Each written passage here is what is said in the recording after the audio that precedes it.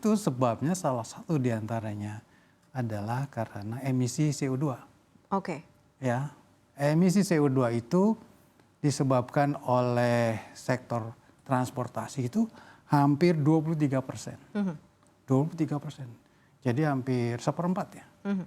Nah, kalau keadaan seperti ini kita biarkan dalam 10 tahun proyeksinya bisa naik sampai 4 derajat.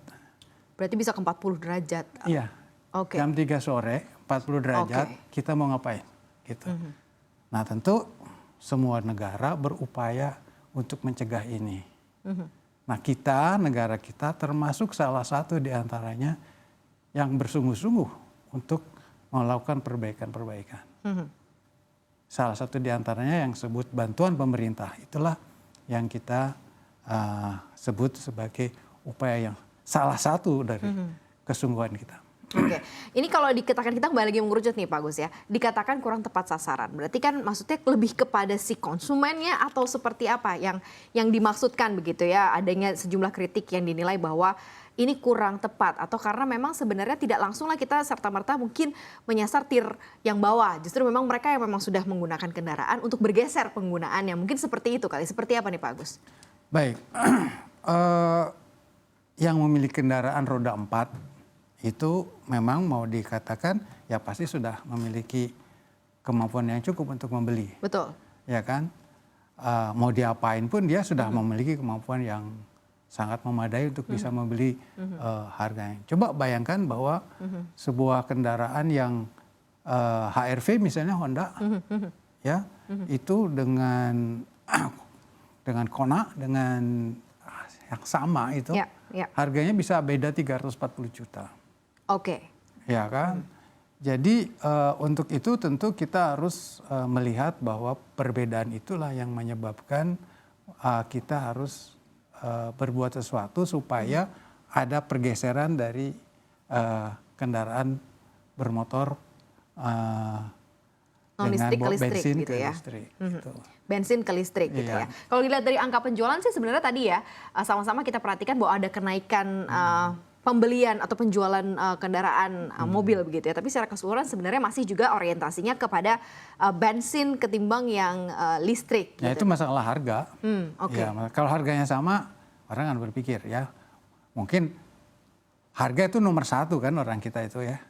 Baru kemudian nanti ngecasnya di mana gitu. Tapi kalau harganya udah tinggi orang udah mau berpikir. Benar. Gitu. Tapi kalau kita masukkan subsidi yang diberikan sebenarnya masuk nggak sih ke harga keekonomian yang masih bisa mungkin menjawab daya belinya masyarakat Indonesia?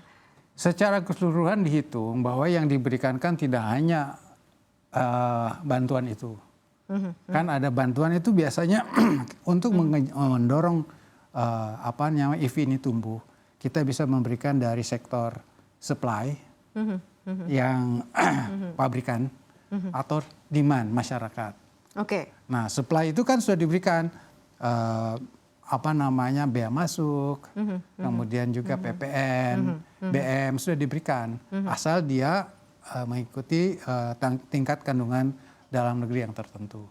Nah, yang ini sekarang ini membantu sektor demand. Jadi demandnya direndahkan, supply-nya juga direndahkan dalam rangka mengejar perbedaan harga tadi. Karena kan barang baru, ya kan. Kemudian juga jumlah produksinya juga masih terbatas. Baterainya juga mahal.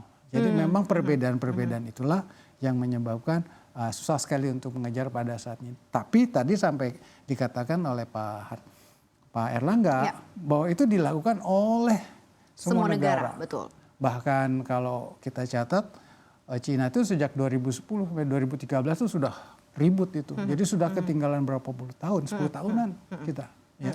Sebenarnya kan kalau polemiknya subsidi ini kan banyak suara-suara yang mengatakan seperti disuapin gitu ya. Dan sebenarnya nggak bagus juga kalau misalnya suatu industri hidup karena masih ditopang oleh subsidi. Kalau dilihat dari sisi Indonesia perlu berapa waktu lama gitu ya. Berapa lama sebenarnya subsidi ini terus diberikan sampai akhirnya mature industrinya. Gini, coba kita berpikir. Pada waktu kita mengembangkan industri motor bensin, kembali 40 tahun yang lalu, semua pagar itu kita tutup. Orang nggak boleh impor. Itu kan subsidi. Hanya kamu yang boleh produksi di sini. Asal ini, asal itu, asal ini. Nah ini kan baru mulai. Ya kan? Jadi memang kita harus melihat runtutan daripada suatu industri itu tidak bisa langsung ujuk-ujuk gitu ya. Ya ada prosesnya. Dia mulai terpapah, tertati-tati. Ya kayak bayi lah ya. Nah kalau lihat industri motor bensin itu ya udah sprinter. Oke. Ya ini mungkin baru belajar jalan. Ya kan? Nah belajar jalan sama yang itu nggak bisa diadu gitu. Nggak apple to apple gitu Nggak ya bisa Pak? apple to apple. Oke. Tapi kita tahu tujuan kita, apa kita mau dorong bensin terus. Kan tidak mungkin dengan tadi yang saya ulangi 4 derajat itu sesuatu yang luar biasa ya. Bagi orang di Middle East barangkali itu biasa. Nah kita gitu. Nah jadi oleh karena itu memang kalau dihitung-hitung dengan proyeksi pertumbuhan ekonomi kita, proyeksi dari kendaraan yang akan terjual, jumlah dari kendaraan mobil yang lama itu tidak akan berkurang. Cuman incrementnya diambil sama kenaikannya yang setiap tahun naik misalnya 5%. Itu diambil geser. Oke. Jadi bukan berarti kemudian kamu akan mati. Ya. Jadi harus bedakan itu. Oke, ini menarik sebenarnya. Mengingat source yang kita punya, sebenarnya Indonesia kan source-nya banyak nih, termasuk adalah mengincar juga jadi raja baterai dunia. Terus kemudian dia juga mengambil lah menjadi produsen motor atau mungkin kendaraan listrik gitu ya.